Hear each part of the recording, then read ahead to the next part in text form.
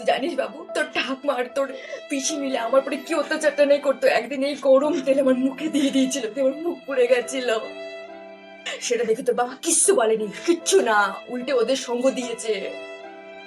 আর তোর পিসি এক নম্বরের ডাইনি ছিল, এক নম্বরের ডাইনি। শুধু তোর বাবার কাছে যেই আমার নামে উল্টো পাল্টা কথা বলতো, আর তোর বাবা শুধু আমাকে অকারণে মারতো।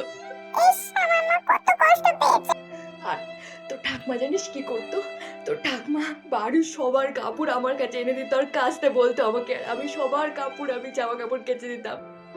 সবার জামা কাপড় কেচে কেচে আমার এই হাত ছুলে গেছিল, তাও তোর ঠাকমার কোনো দয়া হতো না আমার উপরে। তুই করবি বাবা? এনে বাবা একটু করে দে। আরে দিদি, তোমার এতদিন পর আমার কথা মনে পড়লো?